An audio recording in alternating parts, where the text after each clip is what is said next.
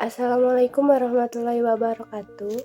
Halo semuanya, saya Lupita Jendriani dengan nomor induk mahasiswa 10222036.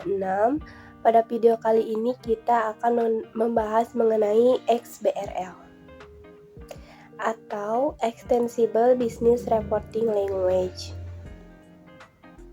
Apa itu XBRL? Extensible Business Reporting Language adalah sebuah bahasa komunikasi elektronik yang secara universal digunakan untuk transmisi dan pertukaran informasi bisnis yang menyempurnakan proses persiapan, analisis dan akurasi untuk berbagai pihak yang menyediakan dan menggunakan informasi bisnis. Sebuah institusi dapat mempersiapkan sebuah pelaporan informasi dengan berbasis XBRL tersebut. Manfaatnya menurut Bursa Efek yang pertama yaitu untuk menyempurnakan proses pengumpulan data, pelaporan sistem supaya lebih efisien, komprehensif, dan dapat diandalkan informasinya. Yang kedua, meningkatkan daya saing produk-produk data yang kami tawarkan kepada investor, institusi, dan swasta. Kemudian, manfaat yang ketiga yaitu memperkokoh keterbukaan dan keutuhan informasi pasar modal serta meningkatkan pelayanan untuk semua konsumen informasi pasar modal. Tujuan utama dari XBRL adalah bagaimana sebuah bisnis data dan data keuangan dapat dengan mudah dipertukarkan, dibandingkan dan digunakan tanpa adanya kendala bahasa dan standar akuntansi. Yang kedua, XBRL bekerja dengan membuat suatu tanda yang disebut dengan tag yang dapat diidentifikasi atau dikenal untuk setiap data dan data tertentu yang spesifik. Tag ini dengan mudah dapat dibaca oleh komputer sehingga data dapat diidentifikasi dalam bahasa apapun. Kemudian yang ketiga, metode ini akan mempermudah pihak lain dalam memperoleh dan memproses data secara elektronik tanpa adanya kebutuhan menerjemahkan dan menginput ulang data.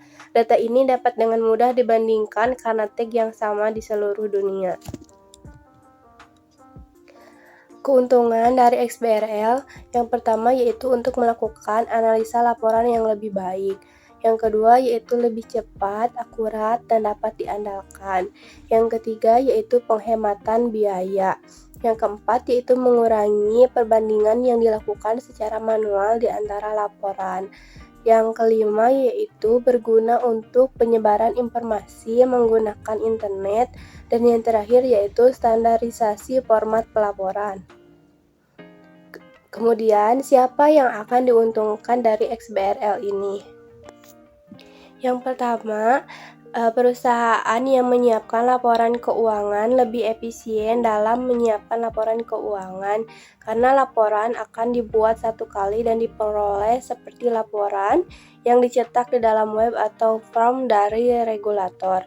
Yang kedua, analisis investor dan regulator meningkatkan distribusi dan penggunaan informasi di dalam laporan keuangan, mengotomasi analisa secara signifikan, mengurangi input data keuangan dari satu form ke form yang lain, menerima informasi dalam format yang lebih diharapkan untuk analisis tertentu, penerbit keuangan dan data agregator lebih efisien dalam pengumpulan data, mengurangi biaya yang berhubungan dengan penyesuaian permutahiran data, feed, dan mengurangi kesalahan dalam memberikan pada data dan meningkatkan kapasitas transaksi.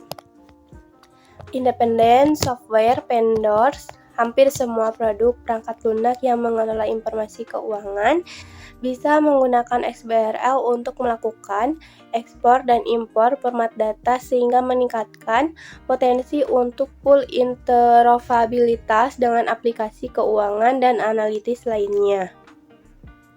Kemudian ada validasi dalam XBRL.